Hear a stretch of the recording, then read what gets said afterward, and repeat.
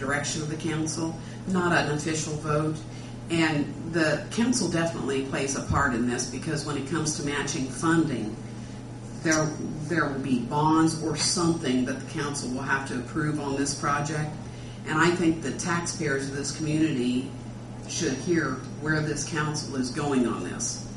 I think that's a desire from the community. We are taking petition signatures right now, and I would really like to see this council have a meeting and listen to the people that are in opposition against this project, as well as the people that are for this project. I think you owe it to your community to do that. Gene, I'm not going to argue the point. We did that one time at a town hall meeting, and I think all of us were there, and we heard all the concerns at that time. And I don't think there's anybody here that doesn't know how the opposition feels, because we've read the paper numerous times, time and time again. We know how they feel. We know how the opposition feels. I haven't received but maybe a couple of letters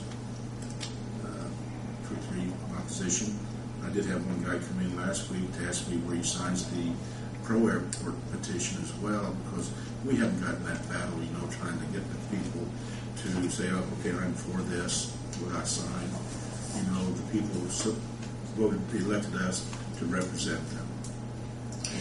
Gary, I agree with that on everyday things. But even the governor has made the statement, and I have quoted it online, that when it comes to a project of this size, the people should have a say in this. And I truly believe that as a taxpayer of this community.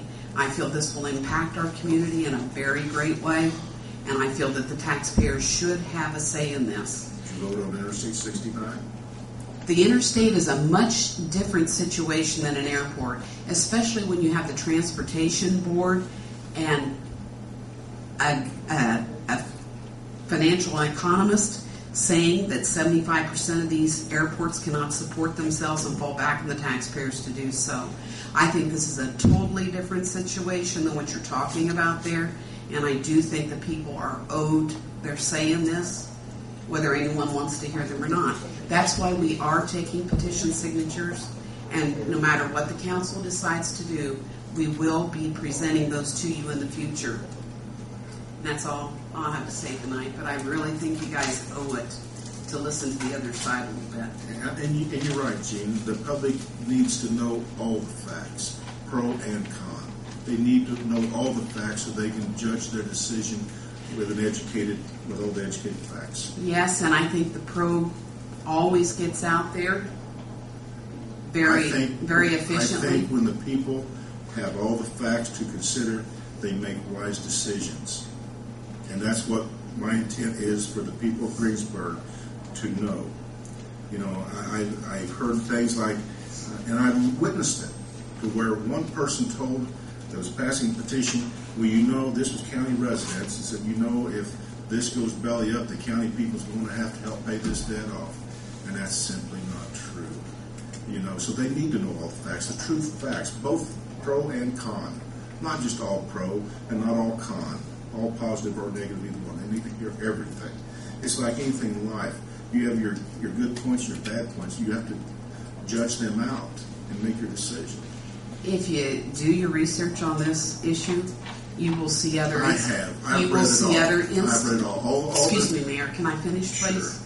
You will see other instances where, in fact, like I said, 75% of them cannot pay for themselves and fall back on the taxpayers, and they look for other funding sources. Most of these airports are not city airports.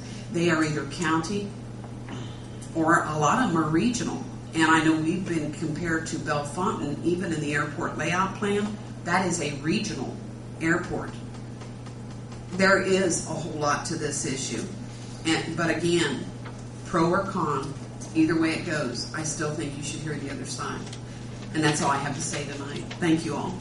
And if I could interject, I think we all know that there's a group here that's on this side, a group here on that side, and I think the only common ground I've seen is the desire to move forward this one way or the other on both sides, and that's the only reason I brought it up, to have if some council guidance would help in that effort. I would certainly be in favor of it.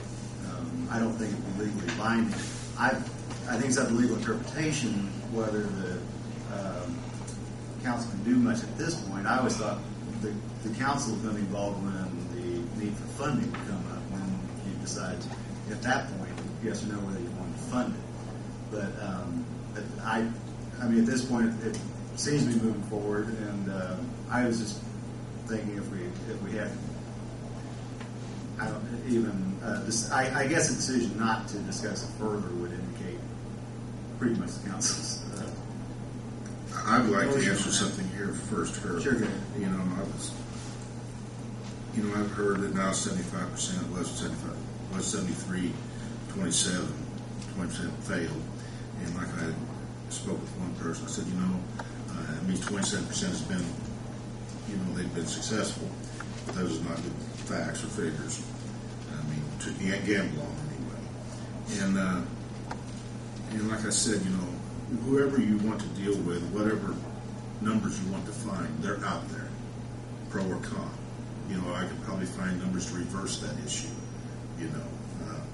where it's been told that most of the small airports that are showing a profit are basically cooking the books. I don't know where that information came from, but they're negatives, and I just want the facts, both negative and positive, so that everyone can judge for themselves. And that's what the aviation board has to do. That's what the council has to do when the time comes. And that's one thing I ask. Mayor, just one more observation, if I may. Here we go. Come on, Gene, one more time. Well, the only thing that I want to address is what you just said about the independent, and it's actually the Independent Transportation Board that says that.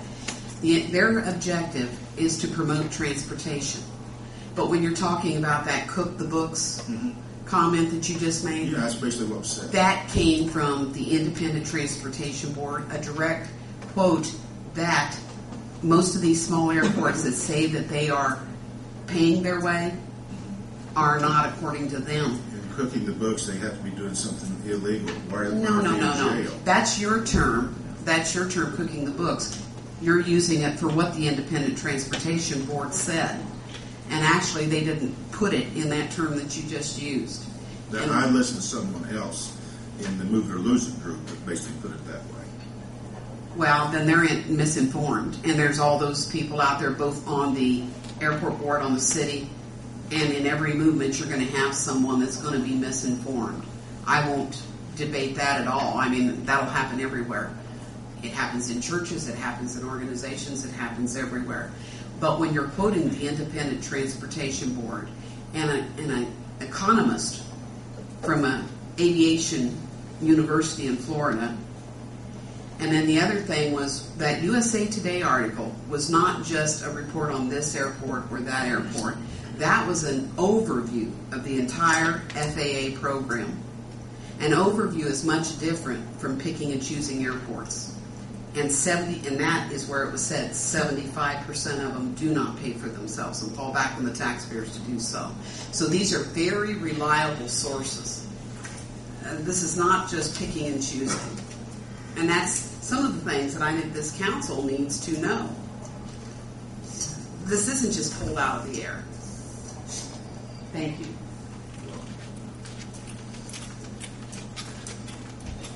Just a comment, I guess, or just a thought, and you guys can tell me what you think.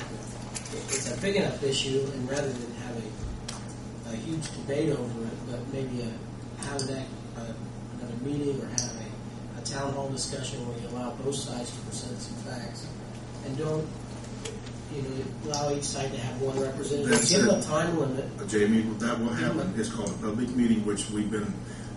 It's been construed that we're not going to have a public meeting, but we will. And this will happen. Everybody will. Gary? They keep beating the same push, Gary, you have just made another statement I would like to address, if I might. No, well, let's just adjourn this and be done with it. Well, the public meeting thing is a misconception. It is a misconception. It's been said all along that we're not going to have one because we don't have to have one. And for the benefit of the community, we want to have a public meeting, and we will have. Well, that's misleading, Gary. I'm misleading them? Yes, because I have talked to both the FAA let me come up again. I have talked to both the FAA